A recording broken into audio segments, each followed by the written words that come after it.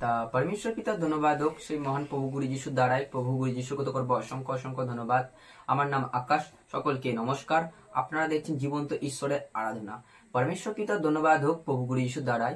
ঈশ্বর তার বচনে বলে গেছে মথি তার 11:28 পদে, হে পরিশ্রান্ত ভারাক্রান্ত লোক সকল আমার নিকটে আইসো, আমি তোমাদিগকে বিশ্রাম দেব। যে সত্যি ঈশ্বরকে চেনার আগে যে সন্তানেরা পরিশ্রান্ত ভারাক্রান্ত হয়ে নানান দিক নানান স্থান ঘোরে এবং ঈশ্বরকে চেনার পর ঈশ্বরের কাছে আসার পর যে ঈশ্বর আমাদেরকে বিশ্রাম দেয়, সত্যি এরকম আমরা জানবো যে এক দিদি ভাই কতটা পরিশ্রান্ত ভারাক্রান্ত হয়ে কত দিক কত দ্বার কত স্থান ঘুরেছে, যেখান থেকে উনি কি হয়নি উদ্ধার হতে পারেনি, সুন্দর সুস্থ হতে পারেনি। আজ ঈশ্বরকে উনি জানাতে, ঈশ্বরকে চেনাতে, মন্ডলী অন্বেষণ করাতে, ধন্যবাদ দিতে কিভাবে সুস্থ হলো এবং কিভাবে বিশ্রাম পেল, সমস্ত বিষয়টা এই ভিডিওর মাধ্যম থেকে জানবো। তো পরমেশ্বর পিতার ধন্যবাদ হোক। আজকের এই ভিডিও ওনার পরিচয়ের মাধ্যম থেকে শুরু করব। নমস্কার দিদি। নমস্কার। আপনার পরিচয়? পরমেশ্বর পিতার ধন্যবাদ, প্রভু যিশু গুরুর ধন্যবাদ। আমার নাম তো লিলিমা দলুই, বাড়ি তো কুলটিগাড়ি, হাওড়া জেলা। পরমেশ্বর পিতার ধন্যবাদ হোক প্রভু গুরু যিশুর দ্বারাই। প্রভু গুরু যিশুকে তো করবো অসংখ্য অসংখ্য ধন্যবাদ। যে দিদি আপনার কি সমস্যা ছিল সেই সমস্যাটা একটু বিস্তারিত খুলে বলুন সকলের কাছে। পরমেশ্বর পিতার ধন্যবাদ, প্রভু যিশু গুরুর ধন্যবাদ। আমার সমস্যা ছিল যে আমাকে অচুষি আদমা ধরেছিল 16 বছর বয়স থেকে। তা শ্বশুর বাড়িতে বিয়ে হলো, শ্বশুর বাড়িতে আসলাম। তা এখানে এখানে সেই একই অচুষি আত্মার মধ্যে পড়েছিলাম। তা আমি তো জগতে অনেক জায়গায় ঘুরছি, ভূতের কাচারি, তা তান্ত্রিকের বাড়ি, আমাদের বাড়িতে কালী পুজো হতো, হরিসেবা হতো, হাঁস বলি হয়েছে, মানে অনেক কিছু করা হয়েছে, তাতেও কিন্তু আমরা পরিত্রাণ পাইনি। তা আমি তো এমনিতেই শাঁখা টাকা ভেঙে ফেলেছিলাম, বাড়িতে খুব অশান্তি হতো, আমি পড়ে থাকতাম, আমি কাজ করতে পারতাম না, খেতে পারতাম না, কাউকে দেখলে সহ্য হতো না, কিন্তু আমার স্বামীকেও সহ্য হতো না। আমার এরকম ভাবেই আমি মানে অসুস্থর মধ্যে পড়েছিলাম।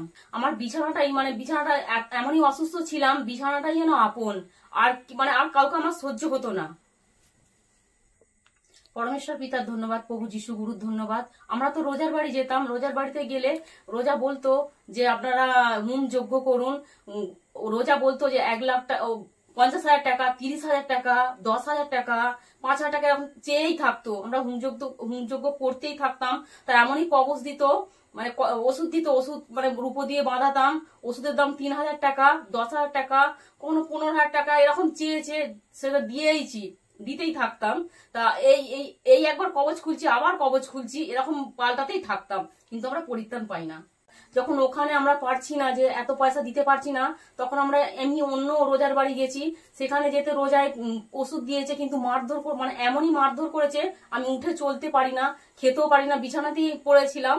আমরা যে ভূতের কাছারি গিয়েছিলাম, ওখানে হলো না, ভূতের কাছারি গিয়ে দেখলাম সেখানে মানে ভূতের 1 সেকেন্ডে 6,000 টাকা নিল, 1 সেকেন্ডে 6,000 টাকা নিয়ে নিল।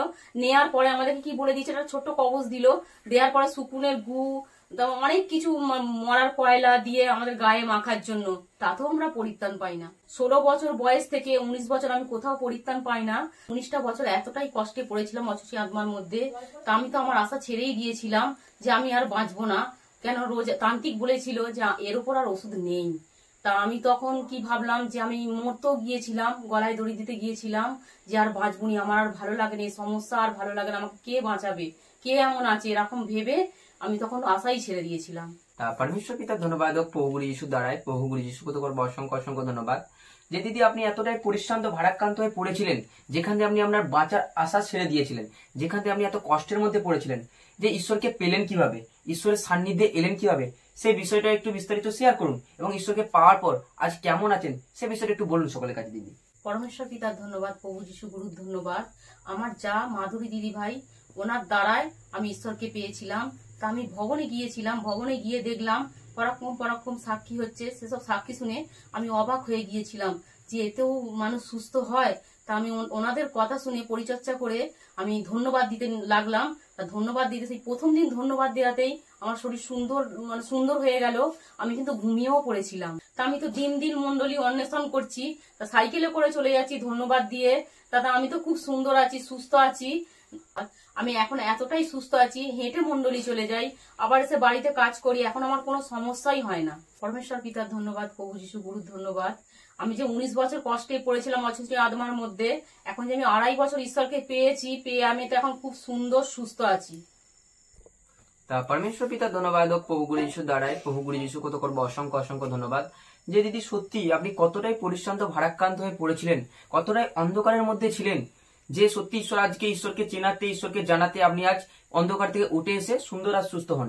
এবং যে চ্যানেলের মধ্যে যে সন্তানরা আরো অন্ধকারে ভাই বোনেরা পড়ে আছে, কষ্টের মধ্যে পড়ে আছে যে সন্তানেরা, তাদেরকে আপনি ঈশ্বরের বিষয়ে কিছু বলতে চান, বলুন সে বিষয়টা একটু। পরমেশ্বর পিতার ধন্যবাদ, যিশু গুরুর ধন্যবাদ।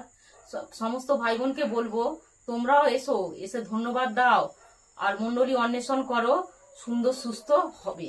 তা পরমেশ্বর পিতার ধন্যবাদ হোক সেই প্রভু গুরু যিশুর দ্বারাই, প্রভু গুরু যিশু কত করবো অসংখ্য অসংখ্য ধন্যবাদ।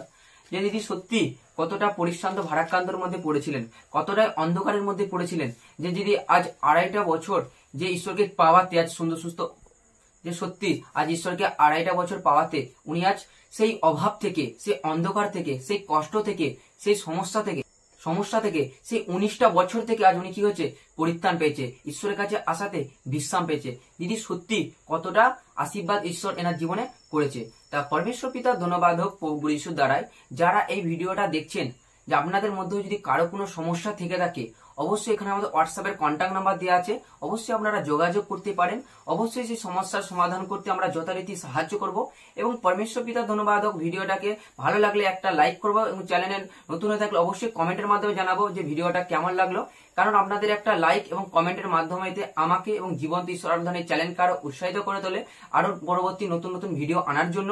এবং পরমেশ্বর পিতার ধন্যবাদ হোক, চ্যানেলে নতুন হয়ে থাকে চ্যানেলটাকে অবশ্যই আমরা সাবস্ক্রাইব করব, কারণ আরো নতুন নতুন ভিডিও যেন প্রথমেই নোটিফিকেশন আপনাদের কাছে পৌঁছে যায়। তো পরমেশ্বর পিতার ধন্যবাদ, প্রভু যিশুর দ্বারাই সকলকে নমস্কার।